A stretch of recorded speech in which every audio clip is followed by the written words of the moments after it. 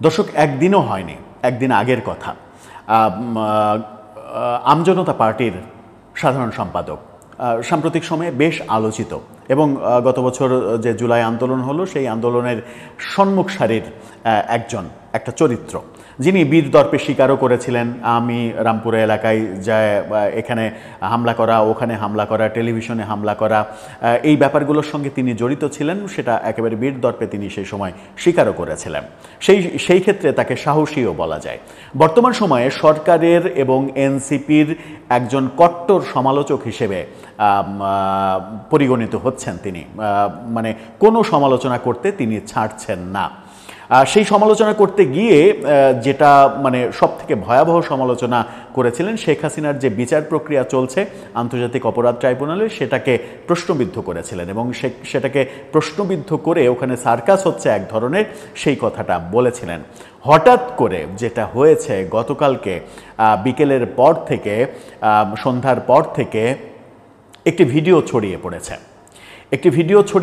সেটা হচ্ছে যে ওই আন্তর্জাতিক অপরাধ ট্রাইব্যুনালের অভ্যন্তরের ভিডিও, যেখানে শেখ হাসিনার পক্ষে লড়া আইনজীবী ডায়াসে দাঁড়িয়ে আছেন। তিনি হয়তো যুক্তি খণ্ডন করছিলেন।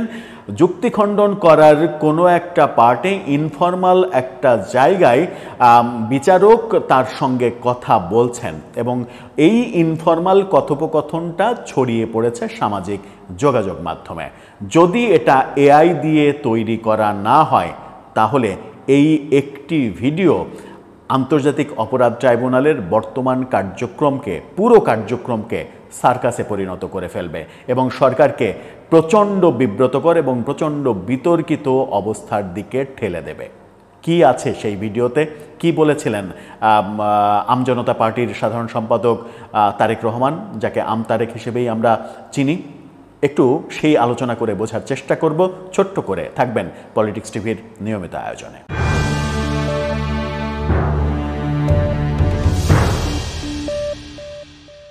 দর্শক, বলছিলাম আজকে যে আলোচনাটা করব, গতকালকে একটা ভিডিও ছড়িয়ে পড়েছে আন্তর্জাতিক অপরাধ ট্রাইব্যুনালের ভেতরের ভিডিও। আন্তর্জাতিক অপরাধ ট্রাইব্যুনালের ভিডিওতে দেখা যাচ্ছে শেখ হাসিনার পক্ষে যে আইনজীবীকে রাষ্ট্র কর্তৃক নিয়োজিত করা হয়েছে, সেই আইনজীবী এর আগে আদালতের বাইরে সাংবাদিকদের সঙ্গে কথার সময় নানাভাবে নানা রকম ব্যাখ্যা দিয়েছেন এবং সেই ব্যাখ্যায় তিনি বলেছেন যে তিনি বিশ্বাস করেন তার যে ক্লায়েন্ট অর্থাৎ শেখ হাসিনা তিনি খালাস পাবেন। তার কোনো সাজা দেওয়ার কোনো স্কোপ নেই, তিনি খালাস পাবেন এবং এটা তার বিশ্বাস যে খালাস পাবেন। সেটা নিয়েই বিচারক তাকে কোর্টে প্রশ্ন করেছেন যে আপনি যে পত্রিকাতে এই ধরনের কথা বলছেন, এটাতে কি আদালতের মানে বিচার প্রক্রিয়া বিতর্কিত হচ্ছে না? সামহাও এই বিচারকের কথাটা খুব একটা স্পষ্ট শোনা যায় না, কিন্তু তিনি উত্তর যেটা দিলেন সেটাতে বোঝা যায় যে প্রশ্নটা এরকমই ছিল যে আপনি গণমাধ্যমে এই ধরনের কথা বলছেন কেন। উত্তরে শেখ হাসিনার আইনজীবী যা বলেছেন সেটা শুনলে পুরোটাই বোঝা যাবে যে আদতে ওখানে মানে কেউ যদি অভিযোগ করে যে ওখানে বিচারের নামে তামাশা হচ্ছে, ওখানে বিচারের নামে সব কিছু সাজানো কিছু হচ্ছে, তাহলে তাকে দায়ী করার উপায় থাকবে না। আবারও বলছি, যদি এই ভিডিওটা এআই দিয়ে তৈরি করা না হয়। এই ভিডিওটা দেখার আগে তারেক রহমান আমতারেক কি বলেছিলেন, কি অভিযোগ করেছিলেন একটু শুনে আসি।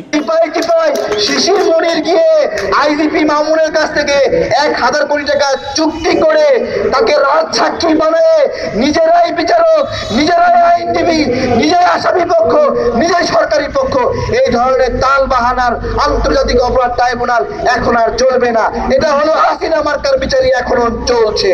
তারেক রহমান যে অভিযোগটা করেছিলেন, একদিন পরে সেই অভিযোগটা এই ভিডিও দিয়ে বোধহয় মানে অন্তত আওয়ামী লীগের পক্ষের লোকজন প্রমাণ করার চেষ্টা করে ফেলবেন এবং এই ভিডিওটা মানে এটার মানে নানা রকমের যে পরীক্ষা নিরীক্ষা, সেই পরীক্ষা নিরীক্ষা করে দেখা উচিত, পোস্টমর্টেম করা উচিত যে এই ভিডিওটা এআই দিয়ে তৈরি করা কিনা।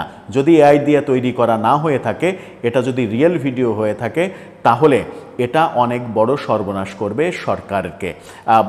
ভিডিওটা শুনে আসুন একটু। বলছি যে আমি বিশ্বাস করি, যখন সাংবাদিকরা প্রশ্ন করে আমাকে যে আপনার আসামি খালাস পাবে কিনা, আমি বলেছি আমি বিশ্বাস করি যে আমার দৃঢ় বিশ্বাস যে আমার আসামি খালাস পাবে।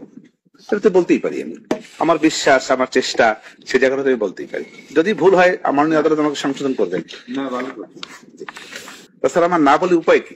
আমি যদি বলি আমার আসামি খালাস পাবে না, তাহলে তো মানে জাতি এবং মাননীয় আদালত লর্ডশিপও বলবেন যে কেমন লয়ার আমি স্টেট ডিফেন্সে নিয়োগ দিয়েছি যে আসামির ফাঁসি চাই। তাহলে তো এটা আরো খারাপ, আপনার জন্য খারাপ, আমার জন্য খারাপ। তাহলে কি দাঁড়ালো? তিনি বলছেন যে আমি বলেছি যে আমি বিশ্বাস করি শেখ হাসিনা মুক্তি পাবেন, এটা তো আমার বিশ্বাস।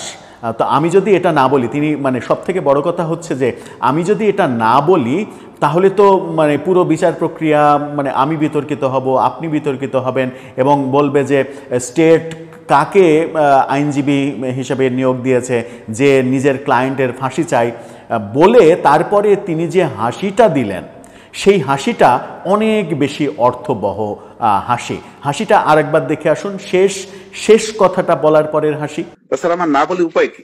আমি যদি বলি আমার আসামি খালাস পাবে না, তাহলে তো মানে জাতি এবং মাননীয় আদালত লর্ডশিপও বলবেন যে কেমন লয়ার আমি স্টেট ডিফেন্সে নিয়োগ দিয়েছি যে আসামির ফাঁসি চাই।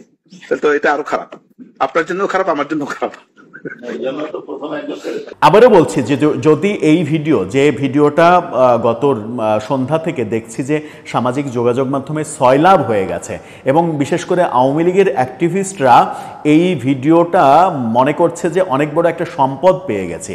প্রথম সরকারের তদন্ত করা উচিত যে এই ভিডিওটা বাইরে আসলো কি করে, এটা কি এই অংশটাও কি টেলিভিশনে সরাসরি সম্প্রচারিত হয়েছে?